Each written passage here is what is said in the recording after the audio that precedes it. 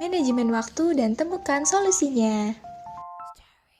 Manajemen waktu itu adalah perencanaan atau pengorganisasian dan keterampilan menggunakan waktu secara efektif atau efisien untuk mencapai target secara maksimal dan produktif. Tujuan manajemen waktu. Yang pertama itu untuk memahami pentingnya waktu. Yang kedua, membuat perencanaan. Yang ketiga, membuat pengorganisasian. Yang keempat, menghargai dan memanfaatkan waktu dengan baik. Yang kelima, produktif. Yang keenam, efektif dan efisien. Fungsi dari manajemen waktu. Yang pertama itu untuk pencegahan preventif. Yang kedua, untuk pemahaman kuratif. Yang ketiga, untuk pengentasan. Dan yang keempat, untuk pengembangan. Lalu, apa sih manfaat manajemen waktu? Manfaat dari manajemen waktu itu, yang pertama membantu menentukan prioritas, yang kedua mengurangi prokrastinasi, yang ketiga disiplin, yang keempat happy dan tidak stres, yang kelima belajar asertif, yang keenam menyiapkan masa depan yang sukses dan seimbang. 3 skill manajemen waktu yang harus kamu kuasai. Yang pertama itu ada kesadaran, kenali waktu produktif kamu, dan fokus mengendalikan diri dan komitmen. Yang kedua ada rencana, tetapkan target dan tujuan kamu, lalu list kegiatan yang harus kamu lakukan. Yang ketiga ada penyesuaian diri, tentukan skala prioritas kamu, dan membuat jadwal beserta jamnya. Itu dia tips and trik agar kamu dapat memanajemen waktu dengan baik. Ayo ikuti langkahnya agar kamu bisa membagi waktu dengan baik.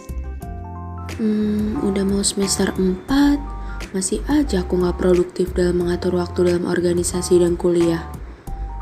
Pusing.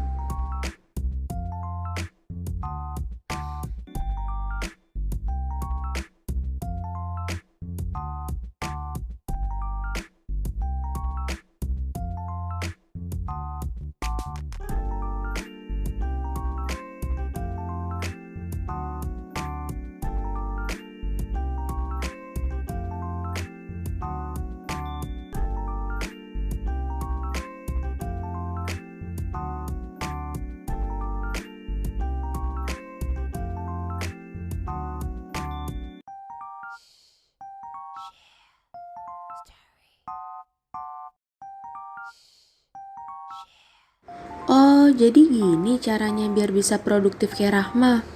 Aku coba deh. Aku harus bisa produktif seperti Rahma dan kedepannya aku jadi lebih terjadwal dan produktif. Manajemen waktu dan temukan solusinya. Ada beberapa tips untuk membantu kita dalam mengatur waktu antara kuliah, organisasi, dan keluarga. Yang pertama, membuat jadwal. Susunlah jadwal seluruh kegiatanmu atau pekerjaan pada buku agenda, sticky note, atau cukup di kalender yang ditempel di kamar. Yang kedua, membuat to-do list. To-do list yaitu membuat daftar kegiatan atau pekerjaan yang memiliki deadline terdekat atau akan dilakukan dalam waktu dekat, misalnya 1 hari atau 1 minggu. Yang ketiga, ada skala prioritas. Menentukan setiap kegiatan atau pekerjaan yang akan kamu lakukan ke dalam skala prioritas seperti penting mendesak, tidak penting tapi mendesak, penting tidak mendesak, dan tidak penting tidak mendesak. Yang keempat ada kerjakan di awal. Ada baiknya mengerjakan setiap pekerjaan sesaat setelah mendapatkannya. Jangan suka menunda-nunda pekerjaan dan kerjakanlah setiap pekerjaan satu persatu agar dapat fokus dan tidak tercampur dengan pekerjaan yang lain. Dan yang terakhir, disiplin. Disiplinlah dengan kegiatan dan pekerjaan yang dilakukan.